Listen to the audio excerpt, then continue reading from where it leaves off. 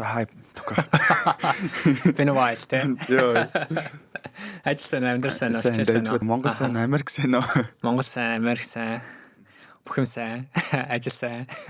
За тэгэхээр хоёлаа одоо баг Gigatag podcast-ийн 8 дахь дугаар. Тэ 8 тэ? 8 дахь дугаарыг ингээд бичихэд бэлэн болсон байна. Энэ удаагийн дугаар маань онцлогтой хоёлаа энэ 7 хоногт гарсан одоо зах зээл дээр нийлүүлэгдсэн танилцуулагдсан бүтээгдэхүүнүүдийг одоо хүмүүстэй танилцуулъя, өөрсдийнхөө одоо ойлгосон хэмжээгээр тэгээд танаас эхлэе. Ер нь ямар бүтээгдэхүүнүүдийг танилцуулахаар зорж ийн вэ гэдгээс. За хоёул өнөөдөр 5 маш сонирхолтой технологийн бүтээгдэхүүнүүдийг ерөнхийдөө танилцуулах байгаа те.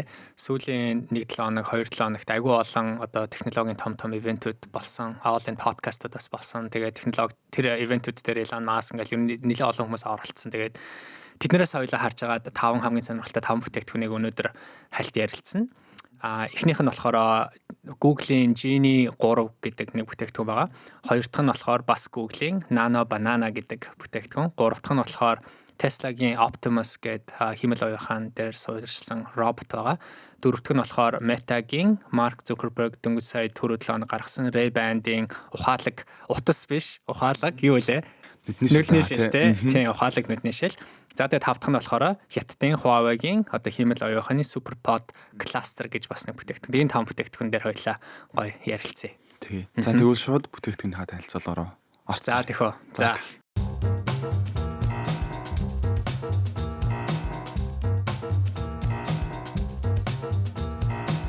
За хамгийн ихний бүтээгдэхүүн Genie 3. Тэгээд одоохондоо зах зээл дээр нийлүүлэгдээгүй байгаа тий.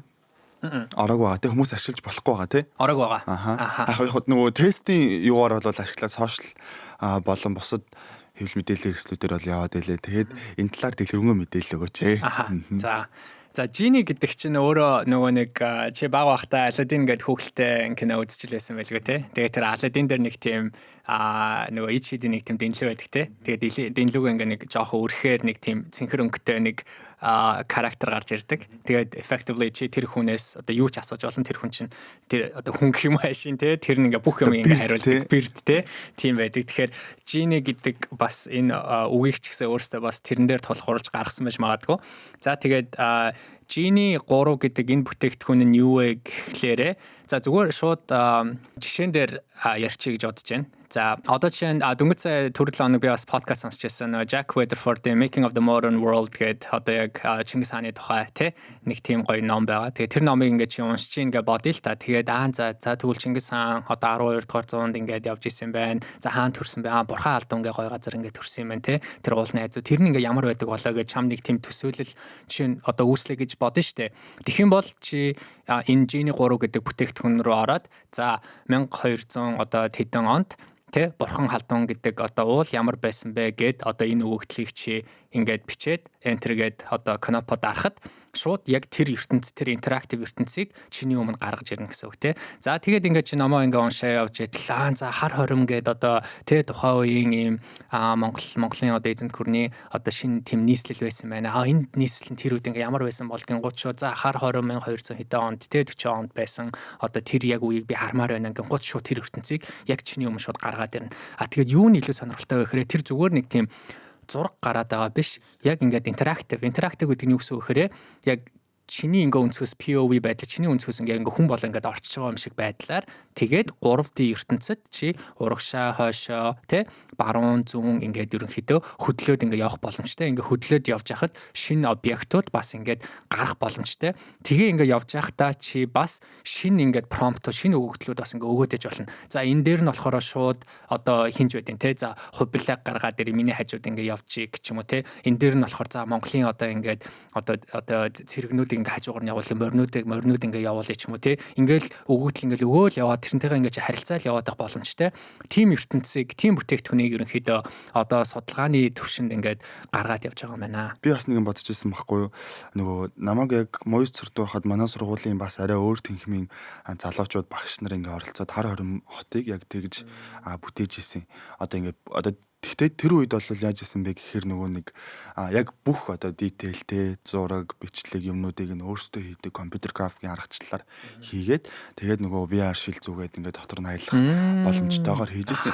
Тэгээд энэ Кореан бас national одоо музейнүүдийг хараад ахаар ингээд юу яадаг штэ ингээд одоо шил зүйлгээд VR-аар хийгээд ингээд дотор нь аялах боломжтой хийждэг. Одоо яг тэгвэл тэр технологи ингээд хүмүүсийн гар дээр ирж байна гэсэн үг юм байна гэж ойлгож болох уу. Тэгээд дээрэс нь хэрвээ ингээд за жишээлбэл ингээд хар орон 13 зууны хар орон хоттэй одоо Чингис хааны үлгийн нутгийг ингээ харьяа гэх юм бол тэр нь одоо бодит source-оос авсан байх юм уу? Эсвэл бол яг зүгээр ингээд одоо хүмүүсийн өгж байгаа prompt-оор бичигдсэн байх юм уу?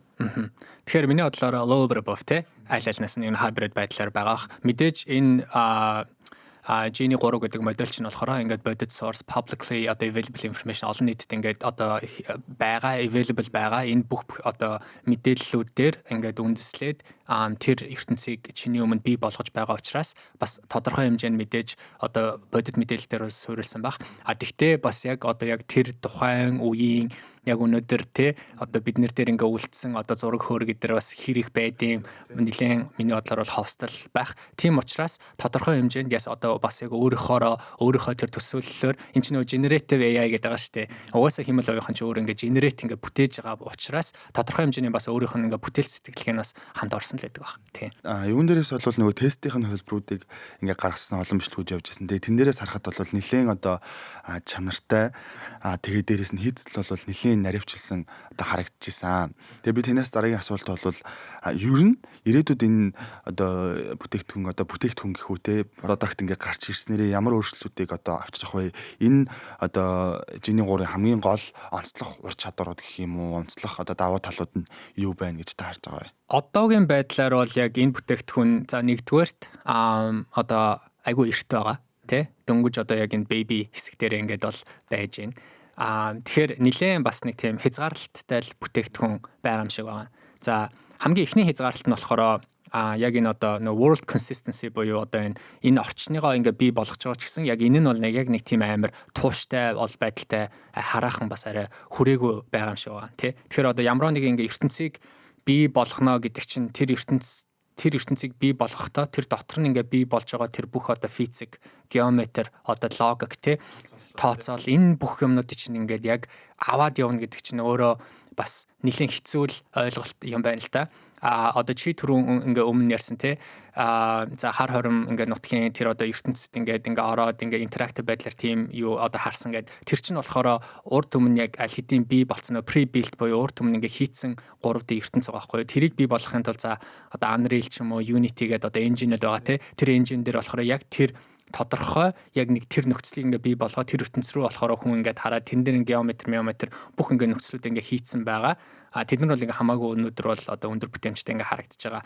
Энэ чинь болохоор өгөгдөл болгон дээр тэр ертөнцийг ингээ шууд одоо бий болгоод байгаа учраас одоохондоо бол бас хараахан яг тэр одоо тууштай байдлыг бол бий болгоогүй юм шиг байгаа. Нэг хязгаарлалт нь. Хоёр дахь хязгаарлалт нь яг түрүүний ярьсан шиг тооцооны маш их ачаалттай л байгаа юм шиг байгаа тий. Ягаад гэвэл энэ чинь бол large language model гэдэг хэмэл оюуханы тэр нөгөө том ерөнхий ингээ модель дээр одоо өгөгдөл болгон дээр энэ нөгөө pixel frame болгоныг бий болгохдоо яг ингээ тэргээрээ тэр тооцоолоор ингээ яваад байгаа учраас одоогийн байдлаар одоо яг энгийн иргэнд хүрэх ямарч боломжгүй. Одоо чиний байгаа утас юм уу компьютероос иймэрхүү өгөгдөл өгөх бол ямарч боломжгүй байгаа. Энэ тооцоолууд бүгд яг юм том хэмэл оюуханы дата центр дээр л бол явагдаж байгаа. Гэхдээ чиний асуултанд хариулахад энэ чинь ирээдүйд юу болох гээд байна гэхээр ерөнхийдөө хоёр одоо салбарт айгүй өндөр өөрчлөлт бас авчирч магадгүй гэж харж байгаа юм билэ.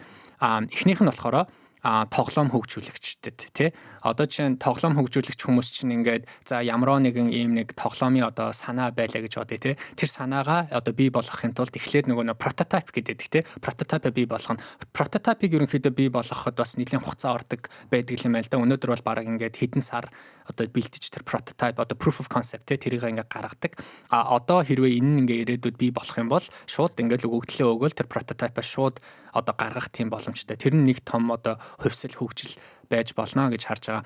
Хоёр дахьт нь болохоор одоо байгаа ингээд чи тоглоомнууд ингээд тоглоно штэ. Тэр тоглоомнууд нь ихэвчлэн одоо нөгөө нэг өмнө нь өгөгдөл дээр ингээд суурилсан учраас хүн болгоны ерөнхийдөө тоглож байгаа тэр одоо нөгөө нэг хувьсэл нь бол ижилхэн ингээд явдаг тий. Энэ технологи бий болсноор ерөнхийдөө хүн болгоны одоо тоглоом нь ингээд өөр байх боломжтой болно гэж ерөнхийдөө бас харж байгаа юм билээ. За тэгээ 3 дугаарт болохоор энэ технологи бий болсноороо одоо зөвхөн сайн тоглоомыг бий болгохын тулд AAA гэдэг те 3A одоо рейтингтэй тоглоомнуудыг ингээд бий болгохын тулд ингээд том ингээд студионууд өнөөдөр ажилладаг байсан бол ирээдүйд эн чинь хитгэн залуучууд ч юм уу эсвэл баг хувь хүн ч гэсэн ингээд сонирхолтой тоглоом баг бий болгож болно гэж харж байгаа нэгдүгээрт. Хоёр дахь том үзүүлэлт хийх салбар нь болохоор яг энэ нөгөө роботууд юм байл л те. Тэгэхээр нөгөө нэг роботууд чинь өнөөдөр яг одоо яг дэлхий дээр те бий болохын тулд тэр робот чинь одоо хүрээлэн буй орчноо сайн мэдрэх хэрэгтэй болно тий. Тэгээд энэ хувьсан өөрчлөгдөж байгаа яг энэ ертөнцид өөрийгөө тэр робот нь биеэ ингээ авч явахын тулд эдрийг ингээ байнга ойлгоод явж явах ёстой. Тэгээд тэр симуляцийг бий болгохын тулд эхлээд нөгөө нэг дижитал ингээ ертөнц хэлбэр дээр өөрийгөө нэлээд олон удаа нөгөө нэг трейн хийх ёстой юм байна л да. Тэгэхээр тэрийг болохоор энэ технологи дээр одоо ашиглаад тэр ингээд сураад ах юм бол яг тиймэрхүү төрлийн одоо робот бий болох гол үндэс нь бас тулгуур нь энэ технологиор бий болно гэж харж байгаа юм билээ. Ерөнхийдөө бол яг энэ чиглэлийн судалгаа одоо хөгжүүлэлтүүд нэлээд маш их яваад эхэллээ те. Өмнө нь бол яг одоо хүүхдийн киноноос л үзчихсэн болохоос шиг яг ийм одоо төрлийн одоо бодит ингээд биелэлээ олно гэж юу хийнэж бараг санаанд ороод явж байсан. Одоо бол ингээд судалгаа туршилтынхаа үйл ажиллагаанд бол ороод эхэлсэн хүмүүст илүү төсөөлөгддөг болоод эхэлсэн юм чинь удахгүй бас одоо хэрэглээнд нэвтрэх байхаа гэж бодож байна. Яа, тэгж харж байна. Гэхдээ яг одоо бидний гар дээр ирэхэд бол хараахан болоогүй юм шиг байлээ. Яа судлаачдын ингээд харж байгаагаар бол нэг за эхний 3 жилдээ бол баг гарах боломжгүй л гэж харж байгаа. Яагаад гэвэл хамгийн том constraint нь болохоор яг түрүүний хоёул ярьсан нөгөө тооцоолол тий. Тооцоолол нь хэтэрхий өндөр ачаалттай байгаа. Тэгэхээр ирээдүйд нэг баг 10 жил 5-7 жилийн нааш бол яг энэ бол бидний гар дээр бол хараахан ирэхгүй. Гэхдээ энэ нөгөө концепт нь бол ингээд гараад эхэлсэн байна. Тийм байна. Окей. За баярлалаа тэгвэл хойлоо шууд дараагийнхаа. За түрүүчин 7 хоногт баг байсан бах тий. Meta өөрийнхөө бас нэг сонирхолтой ивентийг тавьсан байгаа. Тэгээд тэрэн дээр Mark Zuckerberg болохоор нөгөө Ray-Ban-ийн ухаалаг класс буюу нүдний шилийг танилцуулсан. Тэгэхээр тэр ямар нүдний шил юу болов гэдгийг чи танилцуулаач. За тэгээ өнгөрсөн 7 хоног ч ухаа одоо подкаст нийтлэгдэх хугацаагаа бодох юм бол 6 хоногийн өмнө Meta Connect арга хэмжээндээр Mark Zuckerberg өөрсдийн одоо ухаалаг шилний дараагийн загвар буюу Meta Ray-Ban гэдэг одоо Meta Ray-Ban Smart Display гэдэг бол загварыг танилцуулсан. Энэ нь болохоор хамгийн анхны одоо өндөр чанартай мөн дээрээс нь хэмэл оюун ухаанд суурилсан анхны нүдний шил юм гэдгийг бол тод бас амьдсан. Тэгээ энэ нь бол neural band буюу одоо wristbandтай тэгээ энэнгүүрээ дамжуулаад шилэн дээрх одоо бүтцээс одоо шилэн дээрх одоо аппликейшн босод одоо удирдлагын зүйлсүүдийг бол удирдах боломжтой тэм төрлийн юуг бол танилцуулсан юм бэлээ. Одоо нүдний шилийг бол танилцуулсан юм бэлээ. Тэгээд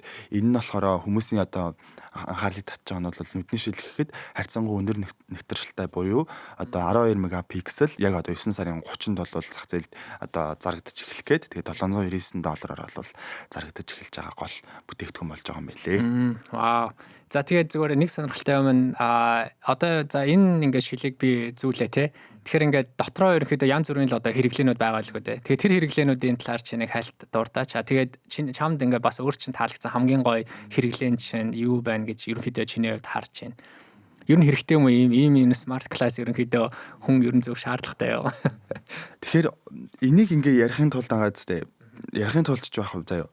Хоёлаа ингээ ер нь ухаалаг одоо шилний ингээд үүсэл хөгжлөөс эхэлж би ярих гэж бодож байна. Тэгээд 2012 оноос эхлээд бол ухаалаг одоо шилний хөгжүүлэлт судалгаа ингээд хэвлэл мэдээллүүдээр бол хийж гинэ гэсэн судалгаануудын одоо мэдээллүүд бол нэлээд явж ирсэн. Тэгээд хамгийн анх бол Google талаас бол Google-ээс бол Google-ийн ухаалаг одоо хамгийн анхны томоохон смарт классыг бол гаргана гэжсэн болвол энэ нь ингээд явсаар 2021 онд хүрч ирсэн. 2021 онд ямар үйл явдал болсон бэ гэхээр Facebook бол өөрсдийнхөө нэрийг Meta болгож өөрчлөөд үүнийхээ өрөөнд бол Metaverse-ийг хөгжүүлнэ гэд зарласан. За тэгээд дараад нь бол ерөнхийдөө Метагийн зүгээс бол Ray-Ban-тай хамтраад өөрийнхөө ухаалаг шилний концептыг бол танилцуулсан. Ингэснийхээ хүрээнд бол Ray-Ban Stories гэдэг нэртэй одоо хамгийн анхны одоо ухаалаг шилийг бол гаргасан. Энэ нь болохоор илүү камер, микрофон, дисплей зэрэг одоо спикер зэрэгт бол суурилсан. Өргөжлүүлээд энэнийхэн судалгаа хөгжүүлж явсаар байгаа Generation 2 гарсан. Тэгээд одоо бол нөгөө илүү дэвшилтэй технологийн буюу илүү өндөр чанартай.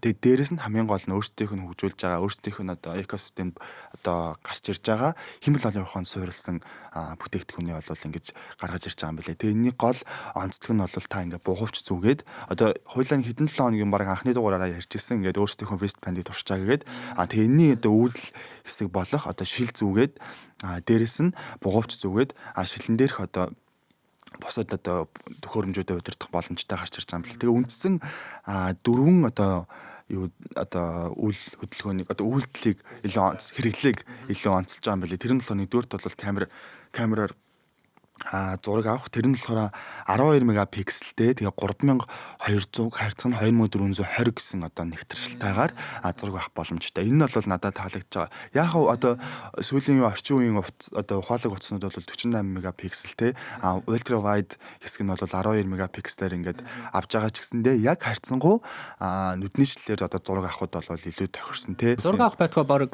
видео хийж болох юм байл шүү дээ. Видео хийж болно тий. Тэр нь бас HD чанартайгаар видео хийж болох юм байлээ. Тэгээ энэ нь бас нэлээд онцлогтой л болж байгаа юм билээ. Тэгээд мэдээж бас юу яаж болно? Текст бичиж болно. Текст яаж бичих вэ одоо нүдэншлээрээ? Wristband-аар л ашиглаж бичих байна. Тийм. Тэрийг яг ашигласны дараагаар л гарч ирэх. Бизнес утгаараа харах юм бол энэ чинь одоо бол нөгөө гар утсан дээр байгаа ихэнх одоо Meta-гийн бүтээгдэхүүнүүд бол Apple-ийн iOS болон бусад одоо үйлдвэрлэлийн системүүдээр явж байгаа. Тэгээд Oculus бол өөрсдийн үйлдвэрлэлийн системээр бол бүтээгдэхүүнээ бол байршуулсан, аппликейшнүүд бол байршуулсан гэж ойлгосон. Тэгээд одоо бол энэ нөгөө шинээр гарч ирж байгаа бүтээгдэхүүн дээрээ өөрсдийнхөө одоо аппликейшнуудыг бол өөрсдийнхөө үйлдвэрлэлийн системээр байршуулсан гэж сонссоо. Тийм саяхан бас яг энэ 7 хоног би энэ талаар подкаст сонсчихсан тийм нөгөө Morning Brew гэдэг. Morning Brew дээр юу ярьжсэн мэхээр за энэ нэгдүгээр за Mark Zuckerberg 10 сарын өмнө энэ Ray-Ban Classic, Smart Classic ингээ гарахад бол бүр үзүүлэлт нь бол ингээ хамаагүй доор байсан. Тэгээд ямар нэгэн яг одоо өргөн хэрэглээнд гарахад бол одоо price point буюу үнэ нь бол хамаагүй өндөр байсан. Тэгэхэд ингээд 10 сарын дотор зөндөө олон функцүүдийг маш өндөр одоо дэвшлүүд ингээд гаргаад $800 ингээд одоо энэ сард баг бүтээгдэхүүн гаргах чинь гэдэг бол маш том ингээд дэвшил болсон байна гэж байсан. Нэгдүгээр, хоёрдугаар тэгээд ерөнхийдөө яагаад Mark Zuckerberg ингээд иймэрхүү шин төрлийн бүтээгдэхүүнийг ингээд гаргах гэж хичээгээд байт юм бэ те? Энэ Smart Class гэдэг чинь бол одоо Mark Zuckerberg-ийн хувьд бол хамгийн анхных нь бас яг энэ бүтээгдэхүүн бол биш те. Өмнө нь чиний түрүү хэлсэн Oculus-ыг ингээд гаргасан, өөрийнхөө компаниг Facebook-с Meta болгож ингээд хувирсан. Тэгээд ерөнхийдөө ингээд хараад яагаад ингээд байна вэ гэхээр бас бизнес талаас нь ингээд харах юм бол одоогоор ингээд Meta-гийн бүх ерөнхийдөө аппликейшнууд нь бол дандаа яг нөгөө нэг ухаалаг утсаар ингэж дамжуулж явдаг тий. Одоо нэг бол одоо Google-ийн Android үйлдвэрлэлийн систем, эсвэл одоо Apple-ийн iOS үйлдвэрлэлийн систем дээр. Тэгэхээр тэр үйлдвэрлэлийн систем хоёр дээр нь болохоор одоо App Store гэдээ байгаа. Нөгөөх дээр нь болохоор одоо Google Play Store гэдэг байгаа тий. Тэгэхээр өнөөдөр чи Instagram, Facebook, WhatsApp гэл энэ бүх аппликейшнууд нь болохоор энэ үйлдвэрлэлийн системийн энэ App Store-оор байгаа болохоор нэг борлуулалт болгоных нь ингээ 30% нь болохоор энэ одоо Apple руу яваад Google руу ингээ яваад байгаа. Тэгэхээр тэрнээс л манай хүн ерөөхдөө бас хагацыг маш их хүсээд байгаа юм шиг байна. Тэгэхээр ингээд өөрийнхөө form factor, өөрийнхөө ингээд бүтээгдэхүүнийг ингээд бий болоо. За ирээдүйд те хүн болгон заавалчгүй утасныхаа оронд баг энэ smart class чинь утсыг орлох боломжтой гэж бол манай хүн бол өөрөө итгэж байгаа. Хэрвээ тийх юм бол тэрэн дээр өөрийнхөө гэсэн үйлдвэрлэлийн системийг бий болгоод тэрэн дээр өөрийнхөө ингээд апп-ыг идэвхжүүлэх юм бол дараа нь smart class-аас бий болж байгаа одоо хэрэглээний бүх борлуулалт 100% Meta руу явна. Apple руу 30% явах шаардлагагүй гэсэн үүднээс бас манай хүн иймэрхүү бүтээгдэхүүнүүдийг нэлээд бас одоо пушлээд те байгаа юм болов уу гэж бол харж байгаа. Миний хувьд нэг ямар хэрэглэн хамгийн ихээр таалагдсан мэхээр би чинь бас нөгөө одоо ингээд солонгостой байдаг. Тэгээд ийш чи ингээд явахаар бас заримдаа англи хэлээр нэх ярьдаггүй одоо орнуудад бас их явдаг те. Тэр нөгөө translation буюу тэр нь надад айгүй сонирхолтой санагдсан. Тэгэхээр одоо яан вэхээр Ray-Ban-ийнхаа чи classic ингээд зүүгээд за тэгээд чи ингээд солонгосон байлаа гэхэд би тэрийгээ итгэвчүүлээд солонгос хүн одоо миний өөдөөс ингээд ярихад солонгосоор ярихад тэр нь шууд автоматар англи хэлээр миний утасны баруун доор ингээд нөгөө нэг translate хийцэн нь текст хэлбэрээр ингээд гараад байгаа байхгүй юу. Тэгэл би тэрийг харангуутаа өөрөө ингээд буцаагаад ярихад тэр нь эсрэгээрээ гэхдээ нөгөө хүн чинь шилээ зүгөө болохоор эсрэгээрээ шууд бас нөгөө хэлн гарахгүй хаа. Гэхдээ утсаараа танд илүү амар болж байгаа гэсэн. Хэрэглэгчдэд илүү амар болж байгаа. Тэр надад айгүй сонирхолтой санагдсан. Тий. Тэгээ энд нөгөө бас технологи талаасаа ингээд юунуудын одоо давуу талуудыг нас гаргасан байлээ. Тэгээд энийг бас одоо сонсогчтой хэлэхэд бол энэ нөгөө Ray-Ban гэдэг шил нь болохоор илүү full одоо lens full color displayтэй буюу баруун доод одоо хэсэгт нь 600 харьцах 600 пикселээр дэлгэцээ бол байршуулж өгсөн. Мөн нэмээд энэ бугуувчаар бол илүү нөгөө ер нь бол workflow-ыг ингээ хөгжүүлж байгаа юм байна л да. Тэр нь болохоор илүү та ингээд ямар нэгэн карманаас утас гаргаж ирэх шаардлагагүйгээр одоо компьютер цаашлаад бол компьютероор ингээд харах шаардлагагүйгээр их царж байгаад бол өөдөөсөө дэлгэцээ гаргаад илүү гарынхаа хөдөлгөөнөөр үйлдэл хийх боломжтой тийм workflow-ыг хөгжүүлнэ гэж ерөөхдөө бол зорж байгаа юм байлээ. Тэгээ миний хувьд ч гэсэндээ ингээд хараад үзэхээр байгаа зү. Яг хуу нэг талтаа ч гэсэндээ ер нь ингээд ирээдүйд ингээд бодоод үзэхээр бас ингээд яг ингээд хэрвээ энэ шилнүүд нь ингээд амжилттай болох юм бол гар утсыг ч гэсэн илүү ингээд шил рүү шилжүүлэх боломжтой юм болов. Ялангуяа одоо ингээд би жишээлбэл ингээд харааны шил зүүдэг гэдэг ч юм уу тиймэрхүү төрлийн хүмүүст илүү зориулсан байх юм бол бас илүү suitable тохиромжтой юм болов гэж бас бодсон. Яг 100% орлож чадах уугүй юу гэдэг нь бол мэдээж том асуулт. Тэ утасны ингээ хажуугаар зөндөө өөр бас нэг одоо технологийн хэрэглэнүүд байгаа те. За ухаалаг утас ч юм уу те. За ухаалаг одоо бүгд ч юм уу те. Ring ч юм уу ингээ янз бүрээр гарч байгаа. Тэгэхээр ухаалаг шил нь бас мэдээж маш сонирхолтой инновац шийдэл. Гэхдээ яг 100% орлох уугүй гэдэг нь бол бас ирээдүйн асуудал. Гэхдээ нэг сонирхолтой юм бас түрүү нэг Marky Brownlee-гийн ингээд YouTube-ыг ингээд үзэж байхад одоо ингээд чи нөгөө шил зүйц ингээд байж штэ тий. Тэгээ ингээд хоёул ингээд хоорондоо ингээд харилцсан. Би яг чиний нүдрөө ингээд харж байна. Тэгжээтэл би ингээд гинт ингээд миний одоо нүдний хөдөлгөөн ингээд баруун доошгоо ингээд байх юм бол that's when you know тий.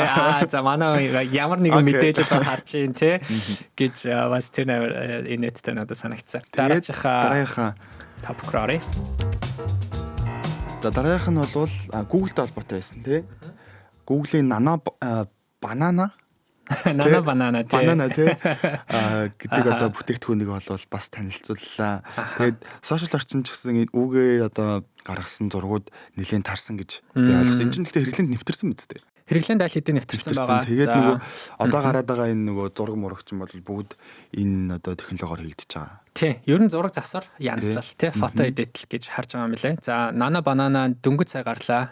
2025 оны 8 сард. Тэгээд хэрвээ та Gemini тий Google-ийн одоо Gemini chatbot-ыг хэрэглэдэг бол энэ Nano Banana гэдэг бүтээгдэхүүн болохоор Gemini-гийн одоо нэг функц гэсэн үг. Тэгэхээр та Gemini руу ороод Gemini дотор болохоор юм drop down байгаа. Тэгээд тэр дотроос болохоор Nano Banana гэдгийг ингээ сонгоод тэгэх юм бол тэрэн дээрээ та одоо нэг бол өөрийнхөө зургийг оруулаад тэгээд тэр зургаа болохоор өөрийнхөө хүсснээрээ ерөнхийдөө ингээ засвар янзлал хийж болно. Эсвэл зүгээр нэг prompt буюу текст хэлбэрээр өгөгдөл өгөөд тэгээд дуртай зургаа ерөнхийдөө гаргаж ирэх боломжтой ийм л ерөнхийдөө бол бүтээгдэхүүн байгаа. Тэгээд нэг сонирхолтой юм нь болохоор хоёулаа бас ерөнхийдөө зөндөө ярьсан энэ одоо хиймэл оюухан дээр бий болгосон энэ зурагнууд тий сошиал медиа ертөнцөөр ингээд зөндөө их тархаж байна. Ингээд бас нөгөө үнэн одоо буруу байдлыг ерөнхийдөө жоохон залхарцуулж байна гэд. Тэгэхээр энэ болохоор яг энэ Nano Banana буюу Gemini дээр бий болгосон бүх зураг болохоор ардаа нэг тийм тусгай тэмдэглэгээтэй явах юм лээ. Тэр нь тэмдэглээнийх нь нэр нь болохоор Synth ID гэсэн нэртэй. Тэгэхээр энэ бол яг хүний яг нүдэнд бол ингээ харагдахгүй. тэр SynfID гэдэг тусгай тэмдэглэг нь. Тэгтээ түүлэр бол тэрийг бол мэдэх боломжтой. Тэгэхээр ямар зураг өнөөдөр хиймэл оюуханаар бий болсон бэ? Эсвэл одоо янзлагдсан бэ? Засвар одоо хийгдсэн бэ гэдгийг нь бол ямар ч лсэн ялгах одоо боломжтойгоор ямар ч лсэн энэ бүтээгдэхүүн бол гарсан мэлээ. Тэгэхээр миний ойлгожоор би бол одоо ашиглаж үзээгүй. Гэхдээ ашигласан нэлийн олон зүйлсүүдийг харлаа. Тэгээд гэхдээ миний ойлгосноор бол нэг ингээд одоо Photoshop дээр хийдэг үйлдэлүүдийг хийнэ гэж ойлгож байгаа. Тэгээ одоо ингээд жишээлбэл зураг катлах гэх юм катлах гэх промпт өгөх юм бол тэр зургийг яг хэмжээтэйгээр нь катлаад тэгээ өнгө тавих гэх юм бол өнгө тавиал одоо бүх үйлдэлүүдийг хийнэ гээд тэгээд бас энэ ч утгаараа нөгөө Photoshop ингээ алга болох уу гэсэн нэг одоо концепт одоо санаа болвол явсан. Энэ дээр та одоо ямар бодолтой байгаа вэ? Ер нь Photoshop-аас ямар ялгаатай юм бэ? Photoshop ч бас өөрөө нэг AI-ыг Adobe зүгээс болоод хөгжүүлээд одоос нэг prompt өгвөл ингээ янзлдаг болох гээд болоод л байна л да. Яг үнэ. Adobe-гийн Photoshop гэдэг бүтээгдэхүүн бол яг одоо энэ бүтээгдэхүүнүүд гарч ирэхээс өмнө одоо хамгийн их хэрэглэгддэг бүтээгдэхүүний нэг байсан. Яг чиний хэлснээр энэ Photoshop гэдэг бүтээгдэхүүн дотроо өөрөө ч гэсэн зөндөө олон хиймэл оюуханы бас функцүүдийг бол бий болгоцсон байгаа. Гэхдээ энэ бүтээгдэхүүн гарч ирснээрээ бас айгүй олон хүмүүстэй YouTube дээр ингээл янз бүрийн одоо энэ Nana Banana-г хэрэглэж байгаа ингээл нөгөө YouTube бичлэгүүдээ ингээл гаргасан байлаа. Тэгээд бас гол санаанд нь болохоор одоо би ерөнхийдөө Photoshop-аар хийх нөгөө Photoshop-ыг ерөнхийдөө оролцлоо. Ингээ Adobe ерөн ингээ хаашаа явж ийн вэ гэх те. Яг энэ бүтээгдэхүүн гарч ирэхэд Adobe-гийн ч гэсэн хувьцаа бас тодорхой хэмжээгээр бас унсан харагдсан. За тэгтээ Photoshop Nana Banana хоёр өнөөдөр ямар том ялгаатай вэ гэхээр эхлээд одоо хэрэглээ те одоо хэрэглэхэд хэр амархан бэ? Би Photoshop-ыг бол ер нь бол нэг одоо хэрэглэж байгаагүй. Тэгээд ингээ Photoshop руу ингээ орохоор ер нь бол ингээ амар олон ингээ функцүүдтэй те одоо эхлээд чи ингээл Excel ингээл PowerPoint ингээл харахаар зөндөө олон төлсүүд байдаг те яг яаж хэрэглэх нь сайн мэдэхгүй яг хэрэглээд эхлэх юм бол хүн ингээ сураад амар хурдан болчдаг. Тэгтээ эхэндээ бол жоохон төвөгтэй тий. Тэгэхэд Nana Banana-д бол ямар ч тийм байхгүй. Зүгээр чи өөрийнхөө хүссэн өгдлөө өгөөл чиний хүссэн одоо бүтээгдэхүүн гараад ирж байгаа учраас хэрэглээний хувьд бол Nana Banana бол хамаагүй амархан гэж бол харж байгаа юм байна нэгдүгээр. Хоёрдугаар болохоор хэр хурдан яг одоо үр дүнтэй өөрийнхөө ингээд одоо юуг тий үр дүнгээ ингээ харах вэ? Тэгэхээр бас ингээ Photoshop чи ингээд одоо анхны хэрэглэгч байх юм бол тэр ингээ суралцах зөндөө олон бас curve дээр байгаа учраас Nana Banana бол хамаагүй бас хурдан гэж харагдаж байгаа. Тэгтээ ямар талуудаараа Photoshop нь арай илүү вэ гэхээр миний ойлгосноор бол одоо ямар нэгэн одоо control every detail те яг ямар нэгэн яг бүр юм тусгай яг нэг тийм функцээр чи одоо зургаа ингээд эдитлийг гэх юм бол Photoshop өнөөдөр ч гэсэн хамаагүй илүү юм шиг харагдаж байгаа. За тэр зүгээр жишээн дээр ингээд тайлбарлахад би нэг YouTube үзчихсэн. Тэр нөгөө нэг Lil Wayne гэдэг нэг дуучин байдаг шүү дээ тий. Тэгээ Lil Wayne чинь ингээд бас өөрөө айгүй олон нөгөө юутэй шивэстэй тий. Тэгээд ингээд Lil Wayne-ийн ингээд зургийг Photoshop дээр тавиад тэгээд бас Nana Banana дээр ингээд тавиад за энэ хүний одоо шивэс нүүрэн дээр байгаа ингээд шивэсүүдийг бүгдийг алга болгоё гэхэд Photoshop бол яг одоо хүний нүүрний тиймэрхүү ингээд шивэсүүдийг ингээд алга болгох одоо функц нь амар сайн ажиллаж байгаа байхгүй юу. Тэгэл нэг айгүй хурдан ингээд бүх шивэсүүдийг ингээд аваад тэгсэн мөртлөө Lil Wayne гэдэг хүний ингээд царайг ингээд алдагдуулахгүйгээр ингээд барьж чадчих байгаа байхгүй жишээ нь. Тэгэхэд Nana Banana бол чадахгүй лээ. Айгүй олон удаа өгөөд байхад ингээд хааны газар нь ингээд үлдээл байгаа байхгүй. Тэгэхээр яг ингээд specifically ингээд онцгойлж ингээд асуухад бас арай чадваргүй. За өөр нэг жишээ нь болохоор нэг нохоо байгаа байхгүй. Тэгээ тэр нохоо болохоор нохооных нь урд болохоор юм нэг хашаа байгаа. Тэгээд өгөгдөл асуулт нь болохоор энэ хашааг алга болгоод зөвхөн ингээд нохооны зургийг ингээд бий болгоё гэхэд бас Photoshop тэрэн дээр жишээ нь хамаагүй илүү ч юм уу те. Ерөнхийдөө бол байсан. Тэгэхээр ингээд яг зүгээр том зургаар нь ингээд дүгнэлт ингээд хийхэд бол яг өнөөдөр чи яг мэрэгжлийн одоо дизайнер ч юм уу те мэрэгжлийн ингээ хүний хувьд бол Photoshop бол одоо ч гэсэн арай илүү. Гэхдээ өнөөдөр зүгээр хоёулын шиг те ингээд энгийн хүмүүс өөрийнхөө ингээ зургийг галс зүгээр Nana Banana дээр ингээ тавиад жоохон ингээ эдитлээд гоё болгоод тэгээ буцаад одоо Instagram ч юм уу social media дээр тавих иймэрхүү зорилготой байх юм бол Nana Banana нь өнөөдөр одоо үнэгүй хэрэглэхэд хэрэглэхэд хамаагүй хэлбэр гэж хүмүүс бол харж байгаа юм. Тийм миний зүгээс бас тэгэж бодсон. Тэгээд нөгөө креатив салбарын ялангуяа ингээд дизайнертэй илүү ингээд арт талдаа ажилладаг хүмүүс чинь одоо жишээлх юм бол Canva гэж байгаа шүү дээ. Тэгээд одоо маркетингийн нэлээд том түүл болчлаа. Тэгээд Canva-гаар ашигласан постерд жишээлх юм бол заяа Canva-гаар ашигласан постер дизайнерууд дургу байдаг байхгүй. Тэгэхээр илүү нөгөө механикал тэгээд үйлдэлүүд дундаа болоод Photoshop илүү сайн байж магадгүй. Гэхдээ яг хөө ингээд Canva, Photoshop зэрэг бол өөрсдийнхөө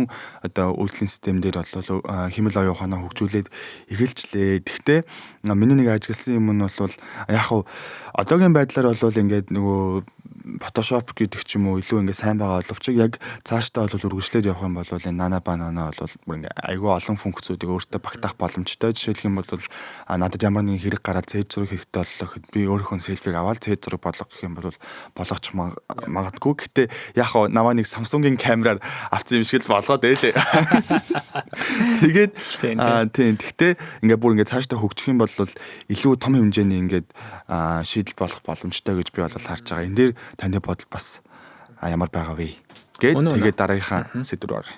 За тэгээ. Тийм чамтай бодол нэг байна. Бусад LLM-д ч гэсэн энэ бүтээгдэхүүнүүд аль хэдийн бас өөрийнхөө функцд бол зарим нь оруулсан, зарим нь болохоор өөр түншүүтэй ингээм хамтраад явж байгаа юм билэ.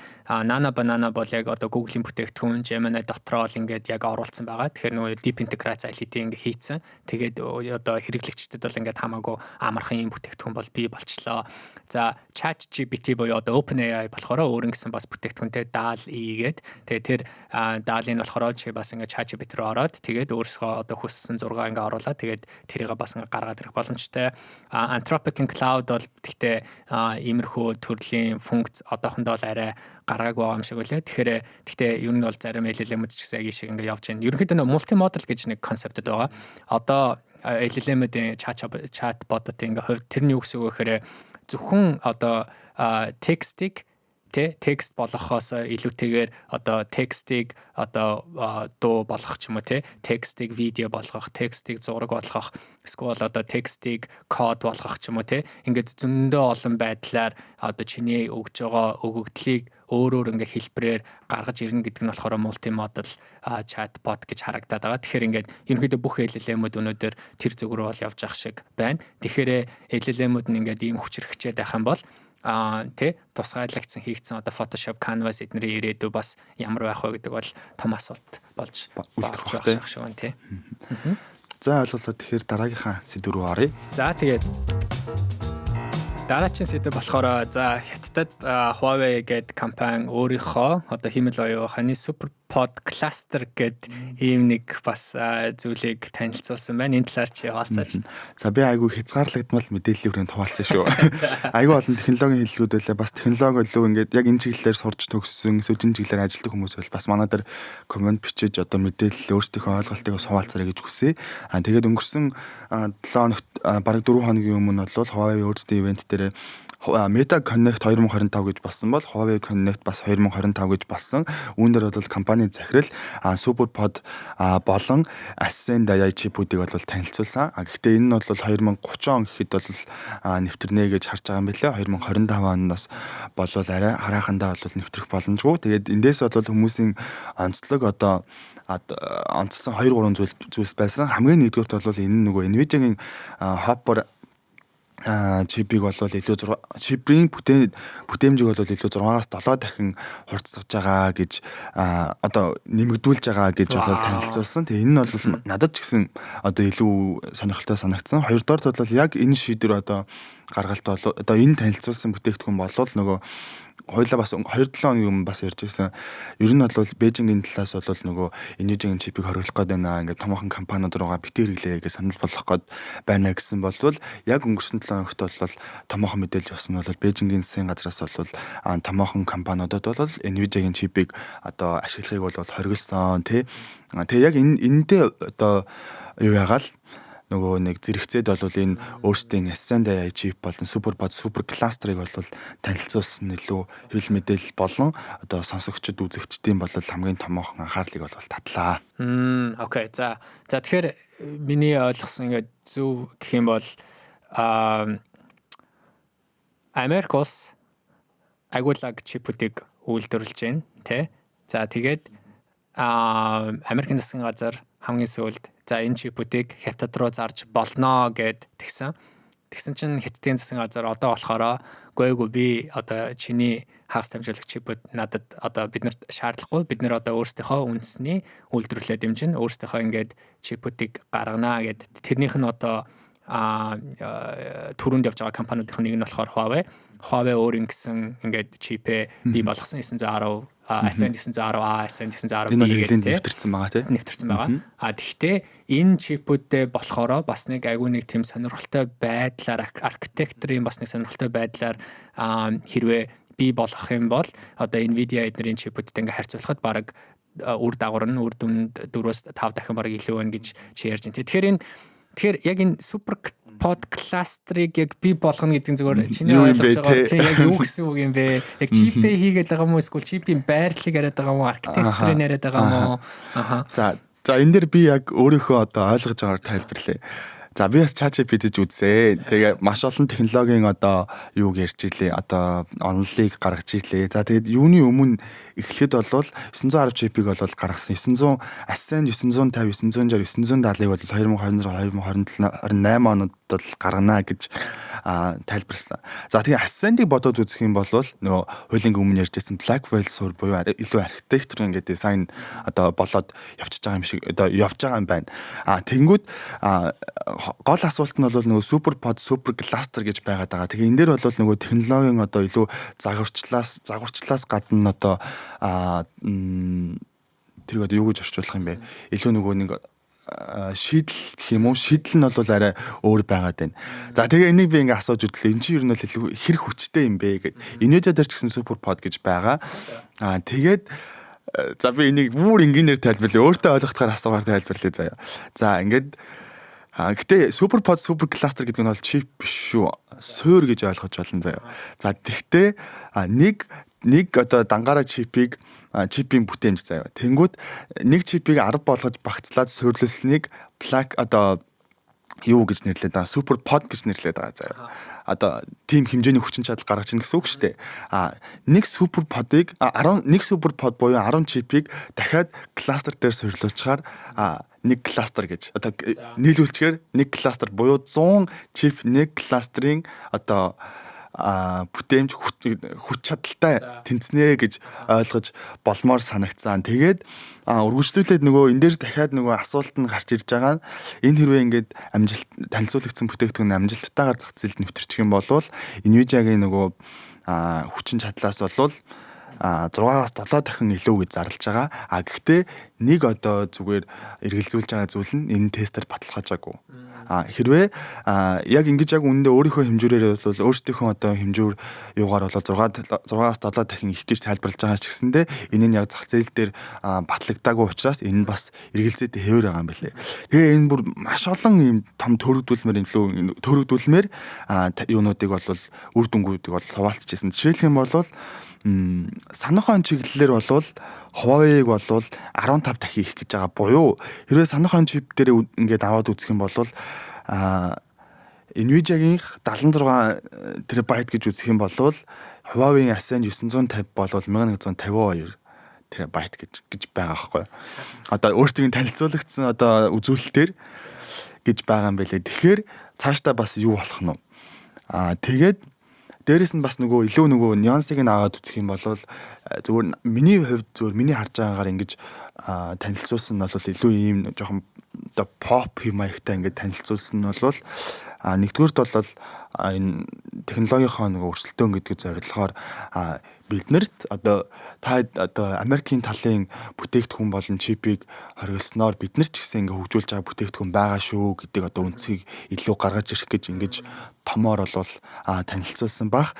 Тэгээ мөн дээрээс нь Nvidia-гийн давамгайл бол Nvidia-гийн давамгайллыг ч гэсэн хязгаарлах боломжтой шүү гэдэг утгаар илүү танилцуулсан баг. Тэгээд яг одоо хүмүүсийн дунд бол нэг асуулт байгаа нь хятад хоригдсан. Тэгээд дээрэс нь хоригдсан юм чинь одоо юу хэрэглэх вэ гэдэг асуултанд хариу өгөх зорилгоор илүү тэрнтэй ууж ин Huawei бол чипийнхаа одоо энэ супер под супер кластер гэдэг нэртэй энэ том загваруудыг бол танилцуулсан баха гэж бол би харж байгаа. За ойлголоо. Ерөнхийдөө зүгээр том зургаар энгийнээр ингээд ярихад бол data center гэдэг байгаа. Data center чинь болохоор дотроо янз бүрийн одоо хэрэглээ ашиглалтанд зориулагдсан тий. Өнөөдөр ингээд чи нэг том data center харах юм бол data center-ын нэг хэсэг нь болохоор за вебсайт, нэг хэсэг нь болохоор сервер, нэг хэсэг нь болохоор за storage тий. Нэг хэсэг нь болохоор одоо тоглоомных ч юм уу. Тэгээ нэг хэсэг нь болохоор яг хэмэл оюун ухааны одоо train сургалтанд ингээд зориулагдсан data center ч юм уу юм олон үйлчлэг тий. Тэр data center-ийн оронд болохоор зөвхөн яг хиймэл оюун ухааны зориулагдсан data center гэж бас бий болгож болно. Тэгээд тэр дотор байгаа хиймэл оюун ухааны data center-га болохоор одоо архитектурын хувьд хамгийн зөв шийдэлтэй байдлаар хийж чадах юм бол одоо тэр дотор байгаа чипүүдийн хоорондынх нь бүтээмж нь илүү өндөр болно гэж харж байгаа. Тэгэхээр нэг чипийн өнөөдөр одоо үйл ажиллагаа 1 гэх юм бол нэг дээр нэмдэг нь 1 тэнцүү 2 биш, нэг дээр нэмдэг 1 тэнцүү 3 байдлаар энэ архитектурыг бий болгох гэдэг. Тэгээ тэр архитектурыг болохоор Huawei гэдэг компани SuperPod Cluster гэж нэрлэдэг байгаа мó гэж би бол зүгээр харж байгаа тий. За тэгээд ирээдүйд энэ юу болох нь харъя тий. Юу болох нь тий. Энэ бол асар том одоо санахойн одоо олон загварт чип юм аа л гэж тайлбарлаад байна лээ. Тэгэхээр бас юу болох нь хизээ ашиглалтанд орох нь харъя. За тэгээ. За ингээд сүүл рүү орохоо. Хамгийн сүүлийн сэдв болох дахиад Elon Musk-тай холбоотой миний санджаагаар бол нөгөө 2024 онд нөгөө бартендер хийгээл хүмүүсийн нэг ямар үйл ажиллагаан дээр илүү ингээл амар хүмүүс стори даал нөгөө инфлюенсерүүд очиж стори даал тэгэл нэг копи малгай хүмүүс үзэмсгөөл тэр санаанд орж ийн Optimus роботтой холбоотой мэдээлэл байгаа. Нэг дэлгэрэнгүй ярих юм бол за тийм сая тэгээд бас агуу том ивент болж өнгөрсөн All In podcast тий. Тэгээ All In podcast-ын дээр болохоор маш олон одоо lag тий big tech-ийн технологийн хүмүүсүүдийг бол орж ирүүлж ярилцж байсан. Тэрнийх нь нэг нь Elon Musk байсан. Elon Musk-тай нэг 40-50 минут гаруй ярьсан. Тэгээ тэр 40-50 минут гаруй ярихдаа бараг 80-90% нь бол яг одоо хиймэл оюухан. Тэгээд Tesla гэдэг компани ирээдүйн одоо зүг чиглэлийн талаар бол ярьсан байгаа.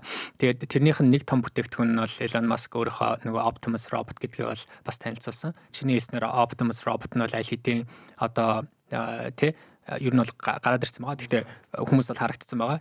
Хэрэглээнд бас байхгүй байгаа. Судалгааны түвшинд явж байгаа.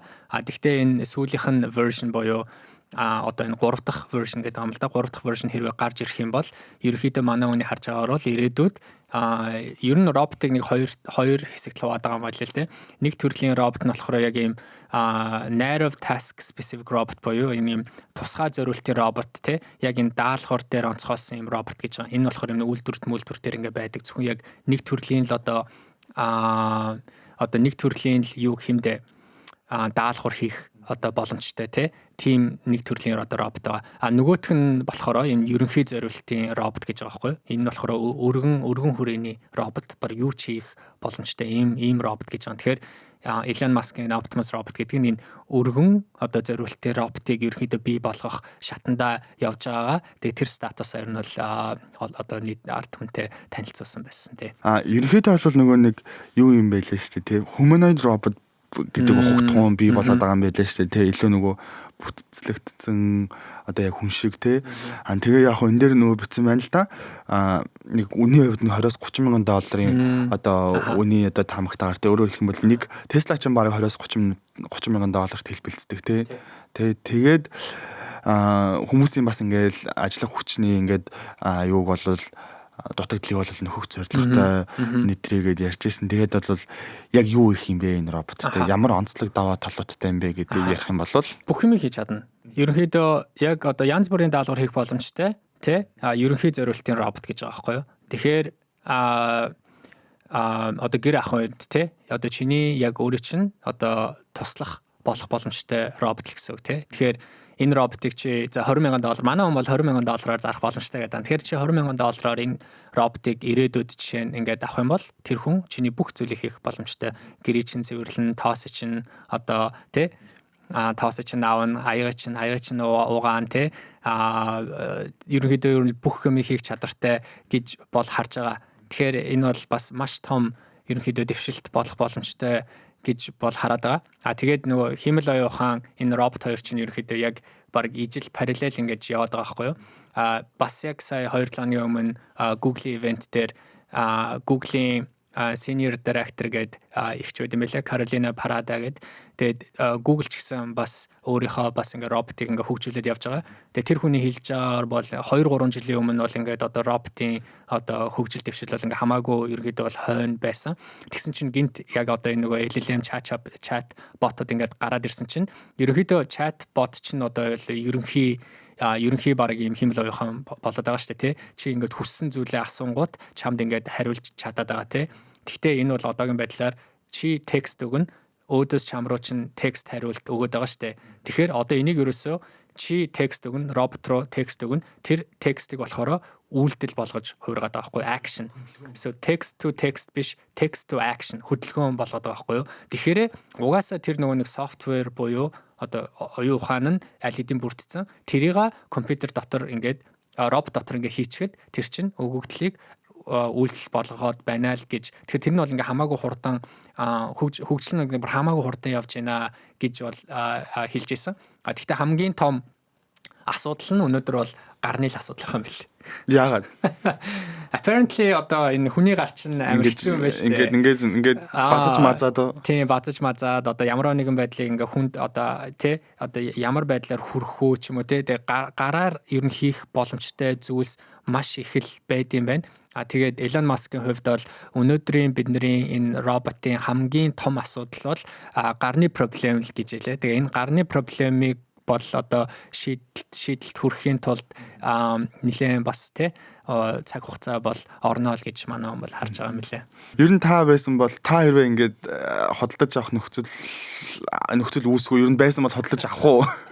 Тэгээ хүн болгоо худалдаж аваад тий үнэхээр одоо чиний ингээл гэр ахын бүх ингээ үйл ажиллагааг хэлбэрчлээд бүтээмж чинь ингээд нэмээд тэгээд бас тодорхой хэмжээний дайггүй одоо үн өртөгтэй 20-оос 30 мянган долларын ингээд үн өртөгтэй үнэхээр хурж ирэх юм бол магадгүй туршиж яж магадгүй. Гэхдээ одоохондоо бол гарах хараахан болоогүй л байгаа юм шиг үлээ. Тэгээд яг энэ салбар дээр бас нэлээд олон компаниуд өрсөлдөж байгаа шиг байна. Хятадаас бас байсан тий. Сая өнгөрсөн сар бас юугаараа хятадын роботуудыг танилцуулаад байсан санагдчихээн. Яг үнэ ер нь тийм бас л Америк, Хятад хоёр яг энэ роботикийн чиглэлээр тэргүүлэл явж байгаа юм шиг харагдсан. Гол ялгаа нь болохоор түрүүн хоёлаа хальт ярьсан тий. Одоо тусгай зориултын хоёр ангилаад байгаа. За яг ангилынхаа нэрийг яг зөв хэлье гэж бодож байна. Нэг нь болохоор тусгай зориултын робот, нөгөөх нь болохоор ерөнхий зориултын робот гэх. Тэгэхээр миний харж байгаарч гэж одоо хүмүүсийн ярьж байгаагаар бол Америкос илүү одоо энэ ерөнхий зориултын роботыг илүү бий болгохыг бол хичээж байгаа.